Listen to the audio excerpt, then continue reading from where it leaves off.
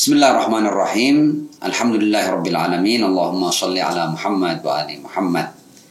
Pemirsa Al-Qurba TV yang dirahmati oleh Allah, berjumpa kembali dalam program Obras bersama Al-Qurba TV. Obrolan rasional santai bersama Al-Qurba TV. Dan pada malam hari ini kita akan mengangkat sebuah tema yang kita beri nama antara taqiyah dan dusta. Seperti biasa pada obras kita ditemani oleh tamu yang sangat akrab ya di tengah-tengah pemirsa Al-Qurba TV, Al-Habib Dr. Muhsin Labib. Ahlan wa sahlan ya Ustaz. Ahlan wa sahlan. Antum ini kayaknya menjadi tamu favorit di Al-Qurba TV. Sudah Sahibul Bait. Sudah Sahibul Bait ya. Bahkan di setiap tema-tema penting pasti antum menemani kita dalam obrolan rasional santai. Mudah-mudahan antum tidak jemu dan bosan ya untuk menjadi tamu Al-Qurba TV ini. Ya, kan judulnya santai, akhirnya nanti judulnya jemu. Oke, Ustaz. Kita pada malam hari ini akan berbicara banyak tentang taqiyah, ya. Sebuah isu yang dikaitkan dengan masyarakat Syiah, pengikut Ahlul Bait, dan seringkali stigma taqiyah ini disebarkan ya dan disuarakan dalam nuansa negatifnya, sehingga orang Syiah itu akhirnya setiap kali dia berbicara, bahkan ketika sedang tidak bertaqiyah pun dianggap bertaqiyah, atau bahkan sebagian menganggap bahwa orang Syiah itu tidak mungkin tidak taqiyah, seakan-akan taqiyah itu harus dilakukan setiap saat dan setiap waktu dan dalam segala situasi dan kondisi. Nah, padahal nanti kalau kita lihat ya definisi taqiyah yang diberikan oleh para ulama Syiah ya, tentunya yang mereka sadikan dari ayat dan riwayat bahwa memang taqiyah itu hanya dalam situasi dan kondisi tertentu saja, tidak dalam setiap situasi dan kondisi. Nah, kenapa Al-Qurba TV ya, atau channel Al-Qurba TV mengangkat tema taqiyah ini? Karena memang kan kita sebenarnya sejak awal channel kita ini kita dirikan dalam rangka kita menebar ya dan perjuangkan ya tentang prinsip 3 ukhuwah ya. Jadi ukhuwah Islamiyah, ukhuwah wataniyah, dan ukhuwah basyariyah. Artinya kita berusaha untuk memperjuangkan agar umat manusia ya, apapun agamanya, apapun mazhabnya, apapun sektenya, itu tidak mudah terprovokasi dan terfitnah oleh isu-isu yang tidak berdasar, sehingga mereka mudah untuk berpecah belah. Dan dalam hal ini ketika kita berbicara tentang ukhuwah Islamiyah, salah satu kendala ya, yang menyebabkan sulit terciptanya ukhuwah di antara masyarakat Ahlus Sunnah dan Syiah itu adalah isu taqiyah. Karena musuh-musuh katakanlah secara khusus ya Syiah itu, mereka seringkali dalam rangka untuk memastikan bahwa kalian jangan pernah percaya dengan orang-orang Syiah, karena orang Syiah itu punya taqiyah. Dan boleh jadi mereka bersenyum-senyum mengatakan yang baik-baik di depan kalian, tapi pada hakikatnya yang mereka sembunyikan tidak seperti itu. Seakan-akan orang Syiah itu setiap saat bertaqiyah, dan apapun yang diomongkan terhadap selain Syiah itu pasti taqiyah. Nah, saya ingin meminta tanggapan awal antum ya, kira-kira apa yang hendak antum sampaikan tentang stigma bahwa orang Syiah ini setiap saat bertaqiyah dan selalu bertaqiyah? Apakah seperti itu? Ya, bismillahirrahmanirrahim. Terima kasih kepada Ustaz Abdillah yang memberi kehormatan kepada saya untuk menjadi bagian dari channel yang luar biasa ini dalam program yang juga luar biasa. Tentang taqiyah, ini persoalannya taqiyah itu keburu diberi nama mungkin, sehingga seolah-olah ada sebuah pandangan khusus yang disebut dengan taqiyah. Padahal taqiyah itu adalah mekanisme pertahanan diri yang tidak hanya terjadi pada manusia, bahkan hewan pun melakukan itu. Ketika seseorang terdesak, maka dia harus mengamankan. Di situ ada skala prioritas. Apa yang harus dia pertahankan? Dia harus mengorbankan yang lain, tapi dia juga harus mempertahankan sesuatu yang paling fundamental bagi dirinya. Jadi sebetulnya menjaga keselamatan diri itu merupakan prioritas instingtif setiap makhluk. Ketika dia harus antara mau makan, ketika ada hewan lain yang lebih besar, dia kalau tidak makan, dia lapar. Apa yang harus dia lakukan? Dia harus rela untuk tidak makan.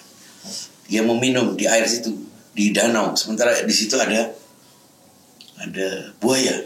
Dia harus rela untuk tidak minum padahal dia haus. Ini terjadi pada dunia hewan. Nah, begitu juga manusia. Manusia ketika dia harus mengorbankan salah satu kepentingannya demi kepentingan yang lebih besar, ini sebetulnya prinsip yang umum. Jadi orang mengamankan dirinya, menjaga keselamatannya itu tidak perlu hadis, tidak perlu ayat, tidak perlu ulasan sebuah doktrin teologi yang jelimet. Sebetulnya setiap orang melakukan itu. Di barat itu ada yang disebut dengan white lie, dusta putih. Kita aja kadang-kadang berdusta kepada istri kita. Tujuannya supaya tidak cerewet. Jadi terjadi dalam situasi-situasi tertentu di mana kita harus mau menjaga sesuatu yang lebih penting. Ini kan sesuatu yang umum dilakukan oleh setiap orang. Bahkan bukan hanya orang beragama. Mungkin orang ateis pun akan melakukan itu.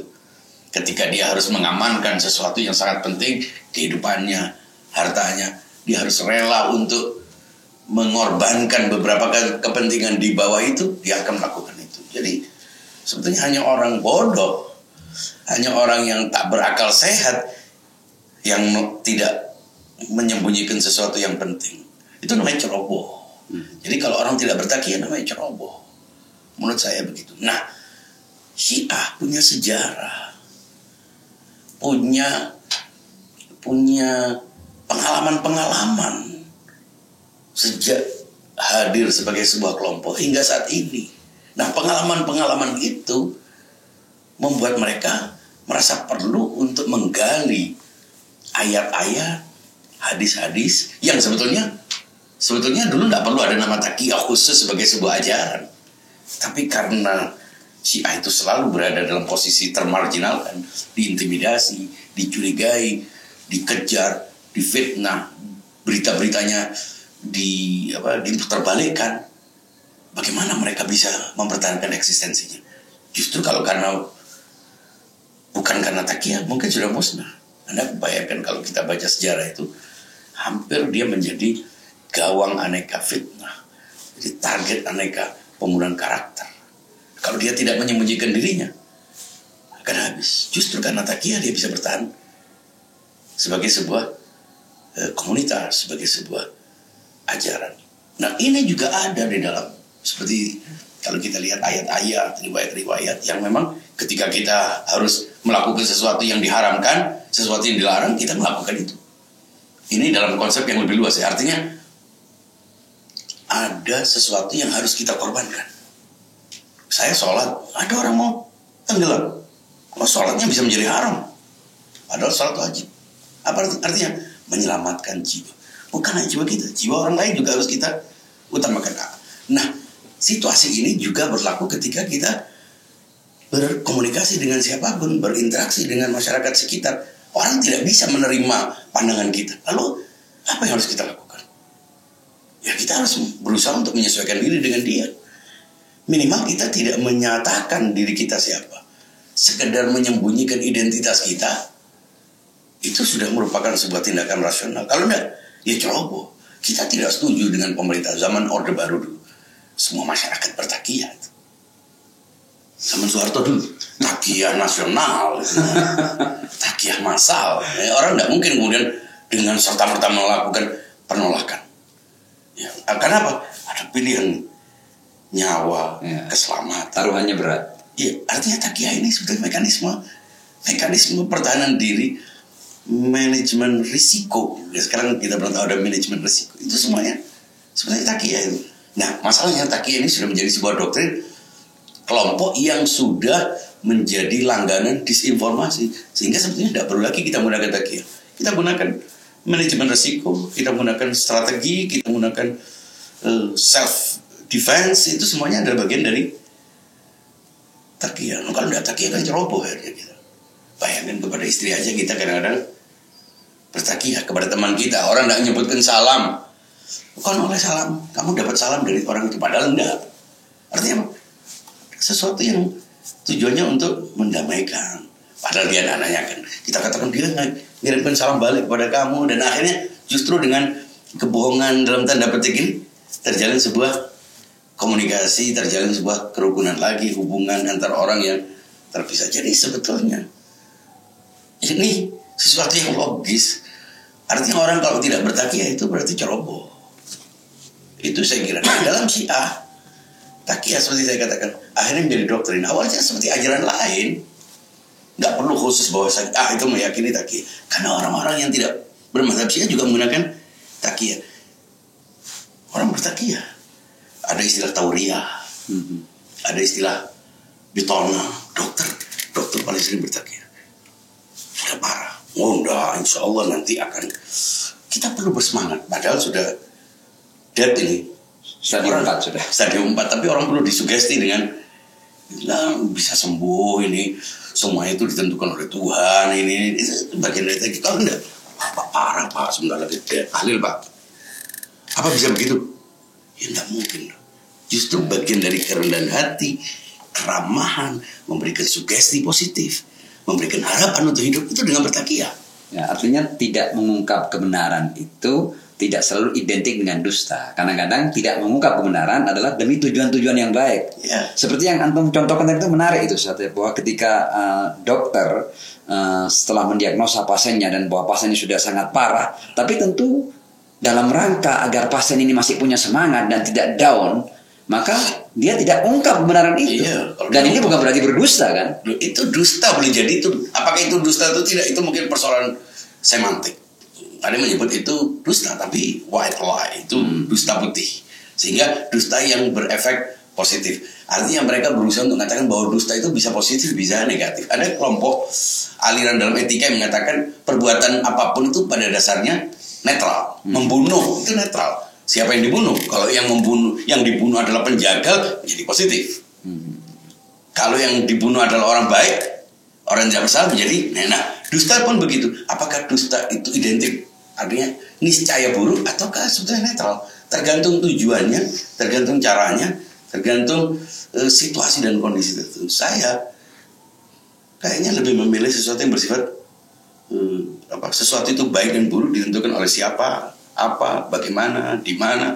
Ada beberapa faktor dan variabel faktor yang akan menunjukkan sesuatu itu disebut baik atau buruk, termasuk dusta. Jadi dusta bisa baik, mendamaikan orang juga baik. Dusta dalam peperangan, kita kuat, belum tentu kuat, tapi untuk memompa semangat para pejuang. Kalau enggak, kita lemah kayaknya, kita enggak mungkin masuk. Belum perang udah kalah. Jadi itu bagian dari kebohongan-kebohongan yang memang akal menyuruh Anda harus berbohong untuk mengamankan sesuatu yang lebih besar. Nah, kalau orang sih enggak bertakiyah, lu enggak bertakiyah aja dianggap bertakiyah kok. Terus bagaimana kita mau mengamankan? Nah, karena pengalaman-pengalaman sejarah yang saya katakan tadi, mau nggak mau kita harus, kalau nggak dihabiskan. Oke, Ustaz. Saya sekarang akan mengutip dari literatur orang Syiah, ya. Jadi ulama Syiah yang cukup ternama, ya. Syekh Muhammad Ridha Muzaffar itu yang punya buku Aqaidul Imamiyah, dan bukunya ini hampir menjadi buku wajib untuk dipelajari di berbagai macam hauzah, ya, di pusat-pusat pendidikan Syiah, ya. Jadi Aqaidul Imamiyah termasuk salah satu buku wajib lah yang harus dibaca. Saya sengaja ambil dari buku yang populer ini ketika beliau mendefinisikan tentang taqiyah. Ya. Jadi dalam judul Aqidatuna fit Taqiyah. Nah, nanti saya akan minta komentar. Beliau menjelaskan seperti ini. Memang sebelumnya beliau menyebutkan riwayat ya bahwa at-taqiyah dini wa din abai, kata Imam Ja'far As-Shadiq alaihissalam. Jadi at-taqiyah memang tidak bisa tidak, itu memang merupakan bagian daripada prinsip yang diyakini oleh orang-orang Syiah atau pengikut Ahlul Bait. Tapi kemudian dalam lanjutannya Syekh Mudzaffar mengatakan wa kadzalika hiya. Ya, taqiyah ini laqad kanat syi'aran li alil bait alaihimussalam daf'an. Kita ada tujuannya, daf'an lidharar anhum wa an adba'ihim wa huknan li dima'ihim wa istislahan li halil muslimin wa jam'an li kalimatihim wa lamman li sya'athihim. Ya. Saya terjemahkan untuk mereka yang tidak akrab dengan bahasa Arab. Taqiyah adalah syiar Ahlul Bait alaihimussalam dalam rangka mencegah bahaya atas diri dan para pengikut mereka demi menjaga darah, ya, keselamatan jiwa, kemaslahatan muslimin dan persatuan umat Islam. Nah, jadi dapat disimpulkan bahwa taqiyah adalah sebuah prinsip yang berarti tidak menampakkan identitas keberwilayahan dalam rangka menghindari ancaman jiwa, harta, dan juga demi menjaga kemaslahatan serta persatuan umat Muhammad Shallallahu Alaihi Wasallam. Nah, kemudian yang menarik seperti yang antum katakan tadi itu bahwa dalam lanjutannya Syekh Mudzaffar itu mengatakan bahwa pada hakikatnya prinsip taqiyah ini semua melakukannya.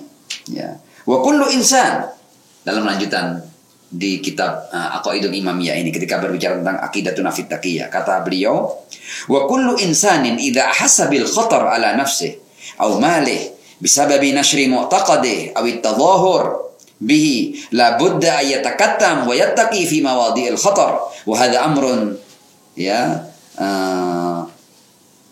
taqtadihi fitratul uqul.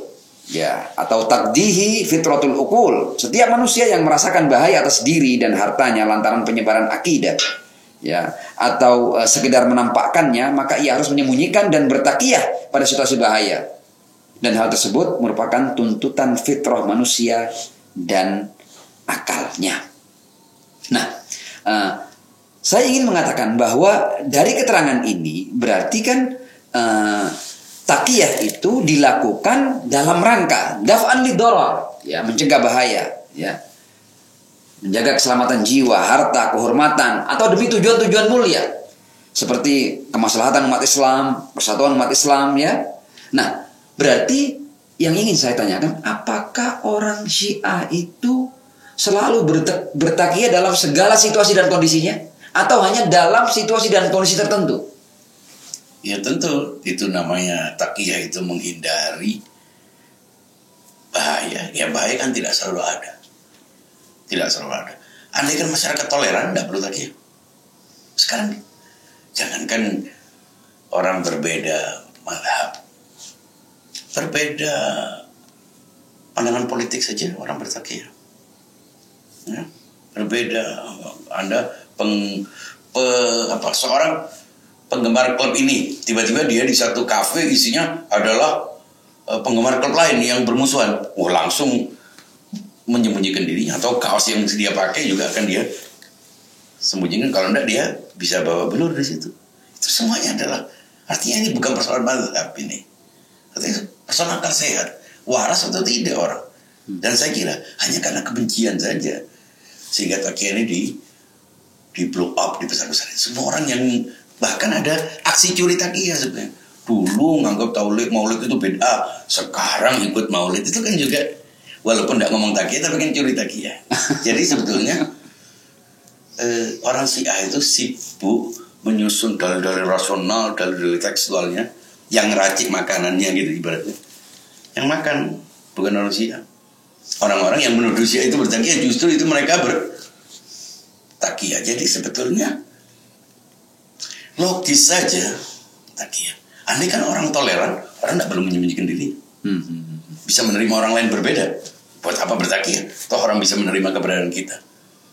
Ya, adaptasi, penyesuaian, menerima lingkungan agar diterima oleh lingkungannya, mau tidak mau orang bertakiyah, niat bertakiyah atau tidak, mau Syiah, mau Sunni, mau Muslim, non Muslim, orang pasti melakukan itu. Jadi sebetulnya ini urusan nalar. Nah, dalam Syiah justru lebih jujur, lebih transparan. Mengapa? Ya karena ada kriteria-kriterianya, ada syarat-syaratnya. Takiyah itu bisa mubah, bisa wajib, bisa haram. Artinya kalau kita tidak dalam kondisi terdesak kemudian kita bertakiyah, bisa haram. Betul. Jadi tidak selalu bertakiyah itu memang benar karena bisa haram. Sahih. Anda tidak terancam, tidak ada orang yang mempermasalahkan keyakinan Anda. Anda hanya karena ada orang meremuti Anda kemudian Anda bertakiyah, Anda layak. Atau orang membicarakan Anda layak. Ketika jiwa Anda terancam, kehormatan terancam, keselamatan terancam, kenyamanan mungkin hilang, keamanan hilang. Nah, itu mungkin bisa bertakiyah. Tapi kalau tidak ada alasan itu justru takiyah itu haram. Benar itu. Ya. Nah, apa yang antum sampaikan ini ya agar juga tidak dikira takiyah ya. Ini kan masalahnya kan kalau kita ngomong gini jangan-jangan takiyah. Jadi kan serba salah kita itu kan. Nah, mereka gini, maaf. Kayaknya orang-orang yang benci ingin kita katakan mazhab kita itu bunuh orang, memperkosa santri, menjarah dana sosial. Kalau Syiah ngaku gitu, ini benar enggak takiyah. Gitu loh maksudnya. Jadi gimana caranya ngomong bohong, ngomong jorok, ngomong kotor, baru enggak takiyah. Selama yang kita ungkapkan adalah keyakinan kita dan yang karena ternyata benar, mereka sulit menerima itu, dijustifikasi dengan jadi takiyah itu adalah sebetulnya adalah cara modus untuk menolak informasi yang ternyata logis dari orang Syiah. Kenapa? Sudah kadung benci, sudah terlanjur benci. Nah, agar mereka tidak terpengaruh, cepat-cepat di-labeli takiyah. Jadi apapun yang disampaikan orang Syiah dan itu logis, takiyah. Kapan dia ada takiyah?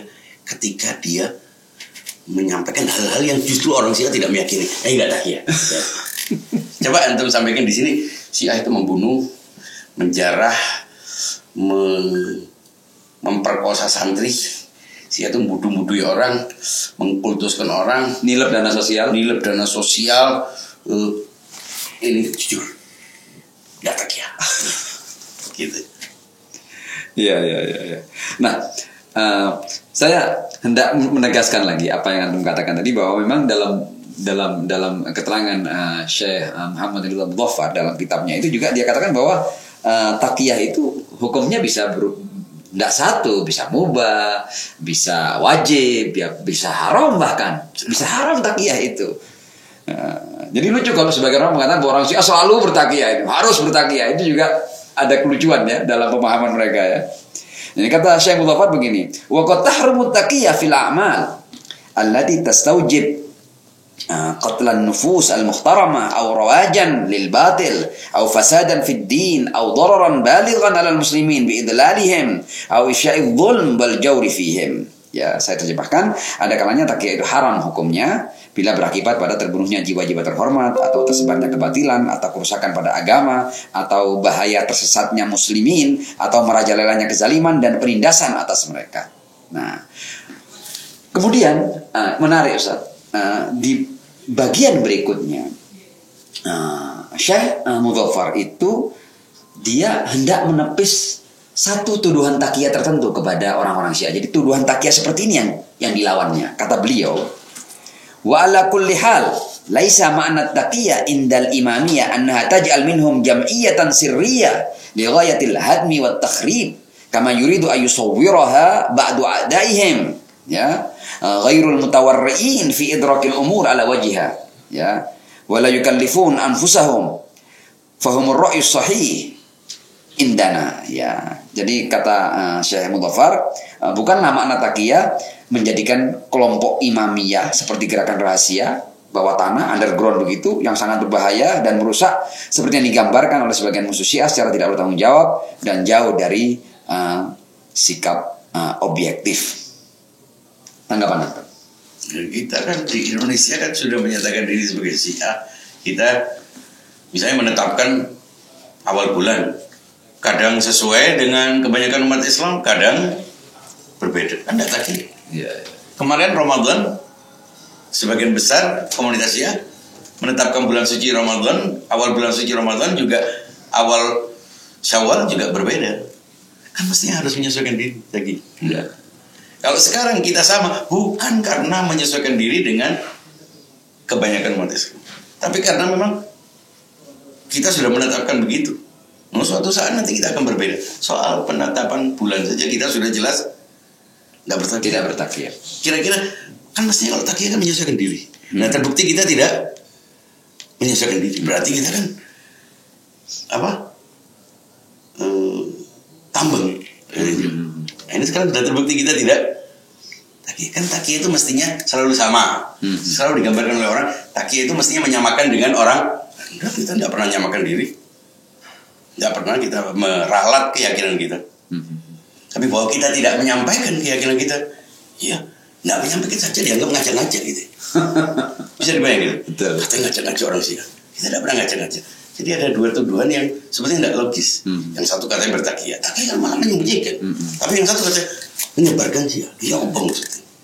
Ini membingungkan. Rupanya takiyah seperti saya katakan, itu adalah modus yang dilakukan oleh para penguasa kebenaran yang sudah punya kartu gold surga ini, sudah punya kartu platinum surga ini, supaya orang-orang ini tidak terpengaruh sama pandangan Syiah. Kenapa? Apapun yang dijelaskan oleh Syiah logis. Nah, supaya tidak dipercaya, supaya tidak terpengaruh, dan supaya umat ini tidak terpengaruh sama modal kan ini. Umat ini kan kapital, supaya tidak pindah. Nanti mereka akan membuat cerita yang isinya orang Syiah itu memperbolehkan mut'ah dengan istri orang lain, nggak takiyah. Mereka sendiri yang bikin. Jadi menyediakan cerita-cerita palsunya supaya ini yang asli gitu. Pokoknya ya begitu kan? Ya. Kalau antum melihat Syiah di Indonesia ini secara umum, apakah mereka sedang bertakiyah atau tidak? Ya, gimana bertakiyah? Minimal ada satu contoh yang tidak bertakiyah. Kalau semuanya bertakiyah berarti itu. Paham gak saya? Artinya kalau tidak ada contoh lain, semua Syiah begitu, dan itu dianggap takiyah, ya berarti itu keyakinannya. Kan takiyah itu mestinya ada sesuatu yang berbeda gitu. Aslinya begini. Nah, kok tidak ada contoh aslinya begini? Ya berarti semuanya sama. Yang masa tidak bisa ditembus satu dua orang yang beda. Rupanya ya tadi itu. Ini modus untuk menutup peluang, kesempatan, hak jawab orang Syiah untuk menjelaskan keyakinan dengan ini modus lama saja zaman dulu, ini lagu lama ini. Jadi kalau saya lihat memang ya, namanya kalau Syiah di Indonesia Ustaz ya, itu kan pada umumnya sedang tidak bertakiyah seperti yang antum katakan tadi itu, ya kan? Karena mereka pertama kali menjelaskan bahwa saya adalah pengikut Ahlul Bait, saya ini Syiah, berarti kan tidak bertakiyah. Satu itu ya. Kemudian tapi kan kontennya bisa takiyah. Iya. Kamu ngomong Syiah begini, justru apa yang kamu sampaikan ternyata masuk akal, logis. Iya. Nah, supaya tidak didengar. Loh, Anda saya ini biasa menyampaikan sesuatu yang tidak ada hubungan dengan madhab umum, universal, pendekatan rasional, sama dengan kebanyakan orang. Tapi karena orang supaya tidak terpengaruh, jangan sampai dengar isinya. Iya. Cepat-cepat dilabeli Syiah. Ya. Dan kalau isinya bagus, karena isinya itu ini takiyah. Jadi level Syiah buat personnya, takiyah buat konten. Jadi sudah ada defaultnya gitu. Tinggal tekan ini untuk konten, untuk isi takiyah, untuk orangnya. Syiah kan Syiahnya sudah disesatkan, sudah dikafirkan, sudah dapat surga kan. Tinggal isinya takiyah. Ya. Lengkap ini. Ini modus yang sistematis. Ya, saya juga melihat begini Ustaz, di zaman seperti sekarang ini, zaman ketika masyarakat Syiah menyatakan statusnya sebagai Syiah dan mengikut Ahlul Bait, ya kan? Kemudian juga kalau kita berbicara Syiah ya literatur lah. Literatur mereka juga sekarang ini diungkap semuanya. Kita cuma dengan ujung jari ini kita bisa sampai ke semua literatur Syiah. Artinya tidak ada yang ditutupi, ya kan? Jadi kan kalau kita berbicara Syiah itu kan literaturnya, ajarannya, dan ajarannya ya dalam kitab-kitab induknya, dan kitab-kitab induknya sekarang ini terekspos, semua bisa mengaksesnya. Tapi kan sesat. Iya. Nah, jadi walaupun ada literaturnya dengan sesat. Oke. Dan kontennya takiyah. Jadi kalau ingin tahu Syiah yang benar, mereka jelasin. Gitu loh maksudnya. La ilaha illallah. Lah iya, ingin tahu Syiah. Ya Ustadz LC, Ustadz apa? Yang itu. Berarti yang mereka lebih paham Syiah dari orang iya, Syiah. kan orang Syiah takiyah. Loh ini sudah jurus berat ini memang. Iya. Benar. Orang yang dituduh Syiah karena Syiah sesat. Karena sesat jangan dipercaya. Iya. Ini ada urutannya gitu. Betul. Sesat dulu, sesat kafir. Kafir bukan Islam, bukan terakhir Iya. hewan kurban. Iya. Sama ajarannya supaya tidak terdengar. Iya. Takiyah. Nah, kalau yang tidak takiyah, ini saya jelaskan. Akhirnya dia yang jelaskan tentang Syiah. Dan itu yang terjadi. Iya. Gitu. Ini ujung-ujungnya mempertahankan modal yang namanya umat. Jadi bisnis gitu. Betul. Bisnis kepala, bisnis otak. Saya kalau baca sejarah Ustaz ya, kadang-kadang masyarakat Syiah atau mengikut Ahlul Bait itu di zaman-zaman tertentu sampai bahkan sekedar mengucapkan salam kepada para imam, oleh para imam dilarang. Kalian jangan memberikan salam kepadaku di depan umum, di depan khalayak, karena itu akan berisiko pada jiwa kalian. Jadi takiyah di zaman tertentu itu sampai pada titik, ya kan, di mana para imam melarang pengikutnya untuk mengucapkan salam. Padahal kan salam kan ajaran Islam, sesuatu yang kalau disampaikan itu pahalanya luar biasa, ifsa'us salam, afsus salam, ya kan? Sampai dilarang itu karena apa? Karena kalau mereka ketahuan memberikan salam berarti pengikutnya. Kalau pengikutnya berarti Syiah. Kalau Syiah ya mereka akan nanti dibunuh. Sementara sekarang kalau kita lihat Syiah malah mempertontonkan ya kan gerakan ziarah arba'in jutaan umat yang kemudian secara bebas mengucapkan salam kepada imamnya. Ya tapi tetap takiyah juga kelihatan itu. Semuanya takiyah. Artinya tidak ada kesempatan untuk menjelaskan apapun. Penjelasan kita tentang takiyah pun ya takiyah. Wadrat takiyah gitu. Jadi lelucon. Oke. Saya sekarang ingin sedikit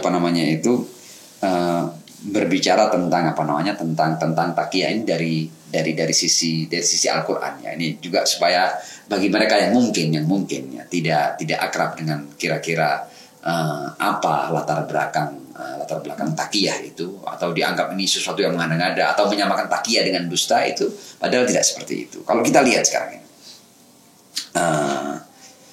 bahwa di dalam sejarah Islam ini, sejarah yang diterima oleh semua kelompok ya, artinya tidak ada perbedaan pendapat bahwa Ammar ibn Yasir ya, itu dia terpaksa yatadhahar bil kufr, terpaksa menampakkan kekufuran padahal dia beriman. Karena apa? Karena dia melihat ketika ayah dan ibunya tidak mau dia menanggalkan keimanannya, bahkan dalam takiyah sekalipun tidak mau menanggalkan keimanannya, akhirnya mereka dibunuh.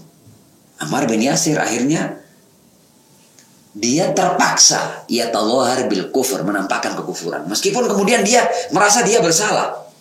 Dan akhirnya ketika dia bertemu dengan Ar-Rasul, dia menunjukkan penyesalannya bahwa ya Rasul, aku terpaksa menampakkan kekufuran karena kalau tidak maka aku akan dibunuh seperti kedua orang tuaku. Dan turun ayat untuk ini bahwa tidak apa-apa at-tadhahur bil kufur dalam rangka menyelamatkan jiwa, itu tidak apa-apa. Dan ayat yang di Al-Quran dikatakan illa man ukriha wa qalbuhu mutmainnun bil iman. Ini ayat turun untuk Ammar bin Yasir, yang dimana kalau ada orang yang dipaksa ya untuk menampakkan kekufuran, dan kalau tidak maka dia akan dibunuh, maka dia boleh. Tapi kan bisa disalahpahamin malah. Gimana itu? Oh, berarti kita ini sama dengan Abu Jahal CS. Berarti Rasulullah memposisikan dirinya seperti Ammar bin Yasir dong. Kalau pakai dalil ayat ini. Iya. Akan tetap salah loh maksudnya. Betul, paham ya. Ini kan contoh di Al-Qur'an bagaimana seorang mukmin itu bertakiyah terhadap orang kafir ya. Tapi kemudian kalau kita lihat di Al-Qur'an ternyata ada juga takiyah di antara mukminin, bahkan di keluarga Nabi. Ya, bahkan ketika ada yang bertanya di ayat mana itu, saya ceritakan tentang apa namanya itu peristiwa keluarga Yakub dan Yusuf alaihi wassalam. Ya, ini taqiyah antar mukminin, bahkan dalam keluarga kenabian. Fi baitin nubuwah. Nabi Ibrahim bahkan pernah berbohong. Ya, Bohong untuk menyelamatkan diri. Pernah ya. White lie. Waktu ditanya ini berhala-berhala sih yang besar, yang padahal dia yang jatuhkan. Iya. Ya, itu kan juga lagi-lagi ini. Kalau ini kan antara mukmin dengan nabi, dengan kafir ya. Sekalian nabinya. Iya, tapi sekarang ini antara mukmin dengan mukmin, yaitu di keluarga Yakub alaihissalam. Ketika kalau kita baca surat Yusuf, Ustaz ya, itu kita baca ayat-ayat awal itu, idh qala Yusuf li abihi ya abati inni ra'aitu ahada asyara kawkaban wasyamsa wal qamar ra'aituhum li sajidin. Putra Nabi yang bernama Yusuf berkata kepada ayahnya Yakub tentang sebuah mimpi yang ini adalah isyarat kenabian bahwa nanti bakal menjadi nabi anak ini. Wahai ayahku, kata Yusuf, ya, aku melihat 11 bintang, matahari, bulan, aku melihat semuanya sujud padaku. Begitu Yusuf menceritakan mimpinya ini kepada ayahnya, kalau kita mau dramatisasi ya, ayat ini seakan-akan Yakub menarik Yusuf ini dan berbisik padanya, qala ya bunayya la taksus ru'yaka ala ikhwatika fayakidu laka kaida.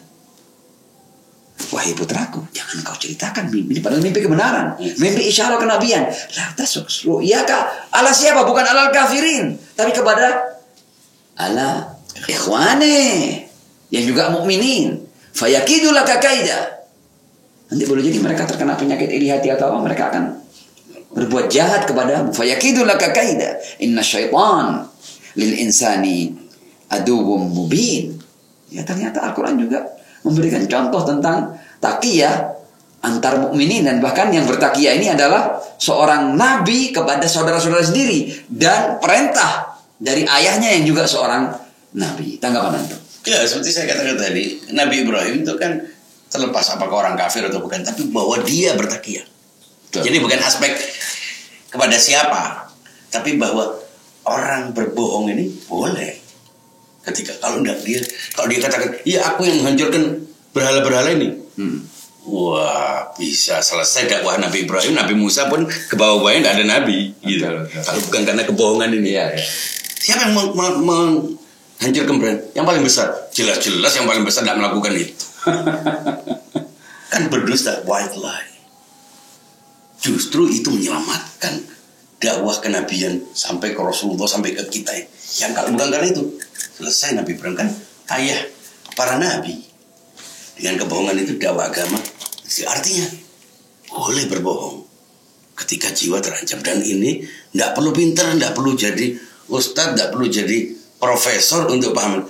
Cukup sehat, waras, tidak ada penyumbatan di otak, insya Allah akan bisa menerima taqiyah. Asal tidak ada kebencian. Ya, walaupun kita berbicara tidak lama, tapi saya melihat bahwa sisi-sisi penting taqiyah itu telah kita bahas. Nah, mungkin ini pertanyaan terakhir, Ustaz, ya, bahwa apa sih yang menjadi tujuan ya, daripada mereka yang senantiasa berusaha untuk melebeli dan menstigma pengikut Ahlul Bait ini dengan taqiyah, bahwa mereka tidak bisa melaksanakan taqiyah. Kenapa itu? Dan apa tujuannya? Black marketing ini urusan toko, pasar sama pasar. Jadi karena tidak bisa mempromosikan produknya dengan baik, cara termudah adalah menjelekkan produk orang lain.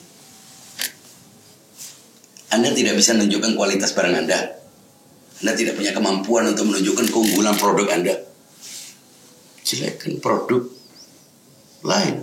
Dengan itu, apapun, orang akan menerima produk Anda sejelek apapun daripada produk yang bagus tapi dikesankan dengan post-truth, dengan hoax yang sudah berjalan sistematis. Apapun, seindah apapun yang akan diucapkan, orang akan melihat itu dengan kebencian. Orang tidak lagi mendengar. Lihat namanya, tutup. sesat, kafir. Bahkan bukan hanya kafir, ingin menghancurkan Islam. Lumayan kolosal. Ingin kita ini berencana dengan ikhlas untuk menghancurkan agama Nabi. Kalau orang bisa stigma gitu, walaupun dengan bahasa sampai meler-meler, enggak dengar. Kenapa? Karena Syiah dan karena Taqiyah. Jadi orangnya disiakan, apa yang disampaikannya ditaqiyahkan. Selesai. Kenapa? Power, kekuasaan ini, perebut ini bukan urusan agama, bukan urusan kebenaran. Bagaimana mengendalikan bangsa? Saya melihatnya tidak terlalu jelimet. Ini urusan orang yang dikekepi, dijadikan sebagai objek pembodohan, dieksploitasi, diambil uangnya, dibodohkan, disuruh mengkultuskan, sewaktu-waktu mau dipergunakan, dimanfaatkan, termasuk menjadi objek pelampiasan hewani. Udah oke, karena sudah menerima kebenaran ada di situ. Ketika kebenaran dipersonalisasi, bukan dikonsepkan, tapi dihadirkan dalam bentuk sosok. Dan ketika kebencian, kebatilan juga dipersonalisasi kepada satu kelompok, mau ngomong apapun orang nggak akan dengar. Seorang ustadz bisa didengarkan oleh orang jutaan, bahkan follower di share, bicara tentang cicak, fadilahnya membunuh cicak, jelas-jelas diciptakan oleh Allah untuk hidup. Tapi ada ajaran yang mengatakan bahwa membunuh cicak itu adalah pahala. Jutaan orang follow. Tapi apa yang kita sampaikan logis? Syiah, Taqiyah. Lalu apa yang harus kita lakukan? Kita tidak ingin orang menjadi Syiah, tapi please terima orang untuk memilih keyakinannya sebagai Syiah. Dan jangan bingungkan kita dengan tuduhan yang membingungkan. Di satu sisi kita katanya menyembunyikan, di satu sisi katanya kita ngajak-ngajak. Maksud lo? Ya. Artinya bagaimana Anda ini menuduh kita menyembunyikan, sementara pada saat yang sama Anda menuduh kita menyebarkan. Ini kan sudah contoh COVID 100, ini bukan 9, bukan COVID. Ya, mungkin di bagian akhir saya ingin mengutip lagi apa yang disampaikan oleh Syekh Muhammad Ridwan Muzaffar ya, dalam kitab Aqaidul Imamiyah tentang Aqidatun Fit Taqiyah. Dengan tegas beliau mengatakan, innana muttabi'un li'a'immatina alaihimussalam wa nahnu nahdadi bihudahum. Kita ini mengikuti para imam kami, para imam Ahlul Bait ya, dan kita mengikuti petunjuk-petunjuk mereka. Wa hum amaruna biha. Memang iya, kami yakini para imam kita memerintah kita untuk bertaqiyah. Wa faraduha alaina, mewajibkannya atas kita. Tapi waqtal hajah, bukan fi kulli waqtin wa fi kulli makanin, tapi waqtal hajah, di saat yang dibutuhkan. Ketika seperti yang Anda mengatakan tadi, bahwa kita hidup di tengah-tengah masyarakat yang toleran, ya apalagi dalam negeri tercinta Indonesia dengan ideologi Pancasila, dengan asas Bhinneka Tunggal Ika, harusnya kita punya cukup kebebasan untuk tidak bertaqiyah. Mestinya. Ya mestinya. Lupa ya. kalimat mestinya agak keras sedikit. Ya, mestinya betul ya. Wa farduha alaina waqtal hajah, diwajibkan di saat dibutuhkan. Jadi bukan Syiah itu setiap waktu bertaqiyah, enggak, tapi di saat-saat tertentu, dalam situasi dan kondisi tertentu dia bertaqiyah. Waqtal hajah. Sedikit Ustaz Abdillah, kalau ada orang Syiah, dia ingin tidak bertaqiyah, dia masuk ke masjid, kira-kira apa yang dia lakukan? Minimal dia dipelotori. Tapi tidak sedikit pula yang kemudian dikeruput, kemudian disuruh dikeluarkan. Terus nggak bertaqiyah, nggak sholat dia harus bertaqiyah. Kalau enggak dia melakukan dosa, meninggalkan sholat. Jadi mau tidak mau bertaqiyah.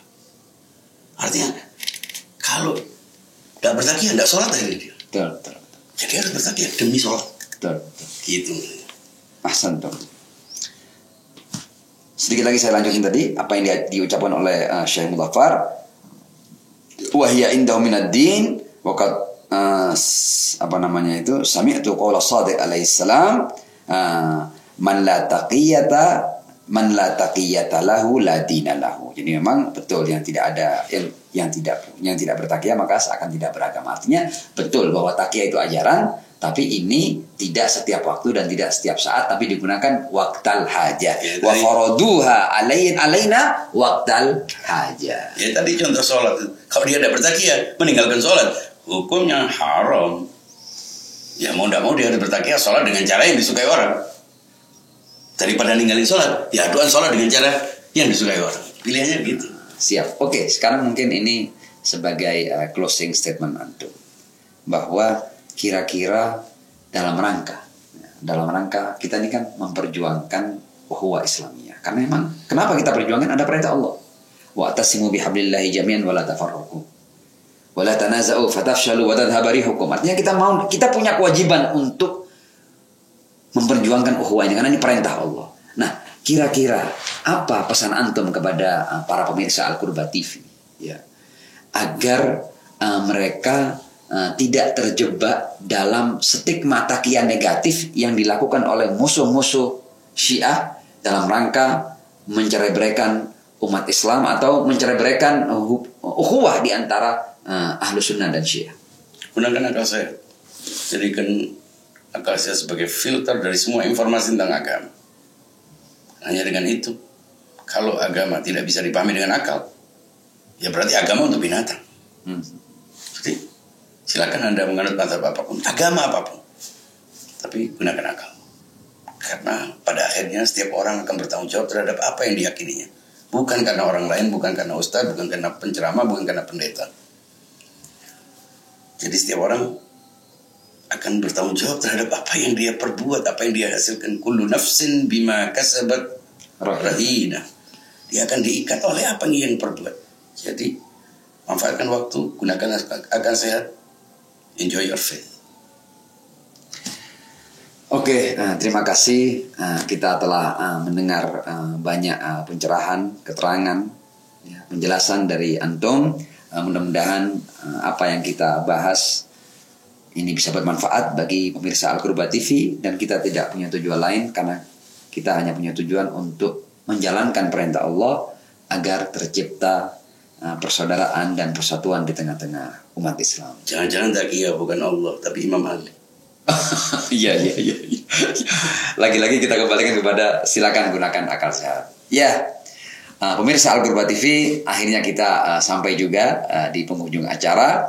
Mudah-mudahan apa yang kita obrolkan bisa memberikan masukan dan wacana serta pencerahan, dan insya Allah kita semua termasuk orang-orang yang memperjuangkan persatuan di antara umat Islam, dan bahkan kita ini memperjuangkan 3 ukhuwah basyariyah, persaudaraan di antara umat manusia, ukhuwah wataniyah, persaudaraan di antara sesama warga negara, sama bangsa, dan pada puncaknya adalah ukhuwah Islamiyah, persaudaraan di antara umat Islam, umat Muhammad ibn Abdullah sallallahu alaihi wasallam. Terima kasih, sampai jumpa lagi. Wassalamualaikum warahmatullahi wabarakatuh. Waalaikumsalam warahmatullahi wabarakatuh.